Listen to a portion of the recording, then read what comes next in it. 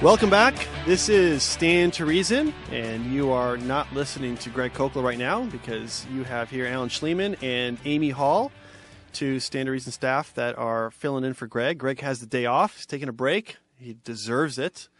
We could all attest to that. So, but we are glad here to be filling in for Greg and willing to take your questions and comments. The number again for those of you in the United States is 855-243-9975 if you want to give us a call. And outside the United States, the number is 562-424-8229. We want to go to Eric here in California, who's got a question for us. How you doing, Eric? You're here with Alan and Amy. I'm doing good. How are you? Good, good. Where in California do you live? L.A. Oh, L.A. You're very close to us. We can hear you outside, in fact, perhaps. No, I'm not. I'm actually in the dorm. Oh, okay. I was just kidding. Yeah. Well, anyways, what's on your mind? My question is, when should you consider moving churches and why? Oh, okay. Yeah, the question you had for our screener, I think, was a little bit different. I thought you were asking about advice for a friend of yours, perhaps, with regards to studying the Bible. But is that related to this question? Not necessarily, but that question also refers to the people in the movement, the Young Restless Reform movement. Oh, okay. Any cautions that you want to watch out for the people that are in that movement? Okay. Well, I can start with a question about when you should leave a church and why. It's obviously really difficult because I think it's important to have roots in a church. I think it's important to have community and to be close to people, and that takes a lot of time to develop. So I would never leave on a whim or quickly in any way. But I would say, because recently I spent a long time looking for a church, and the biggest problem I had was that I would go to a church and they would open up the Bible and they would think they were talking about the Bible. But in reality, what they would do is read a verse and then they would use that as a jumping off point to talk about something we needed to change in our lives, something we needed to, some kind of moralistic solution to our lives. And they never actually talked about the text. They never actually talked about God. God was never the subject of the sermon. We didn't hear the gospel. We could work our way through an entire book and get to the end of it. And I would think, I can guarantee nobody in this church could explain to me what that book was about, what that whole book of the Bible is about, because they never actually talked about the text. They just used it as a jumping off point for their sermon on whatever they wanted to do a sermon on that week. I can compare it to this. Like if you were to go to a book club for Lord of the Rings and you loved Lord of the Rings, and every week you would go to this book club to talk about Lord of the Rings, and you got there and someone said, all right, today we're going to talk about how Aragorn was very courageous. Courage is blah, blah, blah, and courage is this, and courage is that. But they never actually talked about how Aragorn was courageous. They're not actually talking about the book. And it's important to me to have a church where they're actually talking about what the book is talking about. And also that they would actually tell us the gospel, that they would hold Jesus up for us to worship and to see and to adore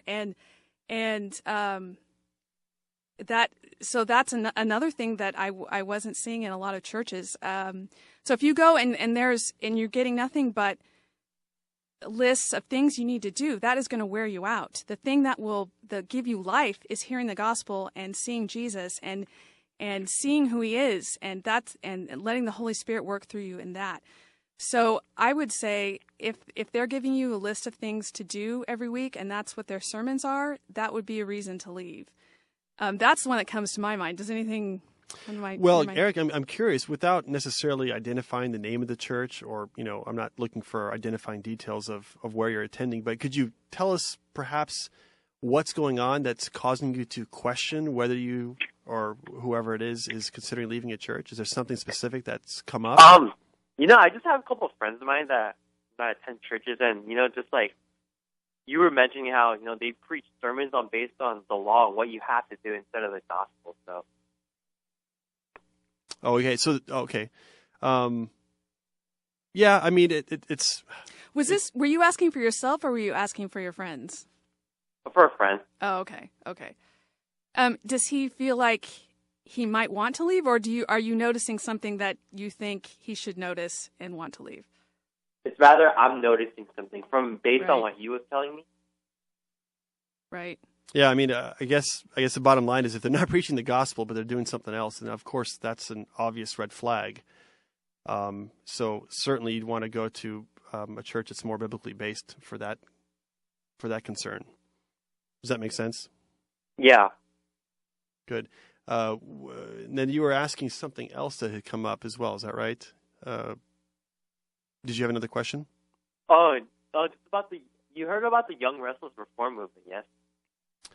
I have not. Yeah, just the kind of resurgence of Calvinism and younger congregations. Is that what you're referring to? Yeah. Yeah. So, what was your question about that? For anyone in that movement, do you guys have any cautions or anything that you guys want the younger people in that movement to look out for, or to be aware of? I would say, it's funny, but the older I get, the more I appreciate tradition and liturgy and that sort of thing, because I see how it keeps people on track. And so I would, if you're talking about kind of newer churches that are trying to kind of take a new approach or trying to do things that are more hip or whatever, I would just be careful. I tend to gravitate now toward churches that are what's the word, more grounded in history and that sort of thing. So I don't know. I think every church has its problems, so it's kind of hard to say a blanket statement. I also think that churches are missing out in kind of a reverential aspect towards God. Some churches have gone so far to be casual. I've even heard a church say, the pastor get up there and get upset with people for being late or being casual. And all I can think is, well, you're kind of cultivating a casual atmosphere here. You can't really be surprised when people treat church casually. I would really like to see churches be much more reverential, and that doesn't mean changing the music or anything. I just mean just maybe that is the way you dress a little bit. Maybe there are certain limits that I would have that maybe some churches don't have. So I think any kind of a new church that's trying to create a new kind of church, I think they need to be careful about being reverential and kind of creating an atmosphere of awe towards God and being really kind of deliberate about that, I guess. Those are really my only thoughts. Does that make sense, Eric? Does that help? Yeah. Okay. Anything else? For now, that's it. Thank you. Okay, you All bet. right, thanks a lot, Eric. Thanks, Eric. Talk to you later. All right, bye-bye. Bye. Okay, so, thanks for providing that overview for him. I think that was helpful.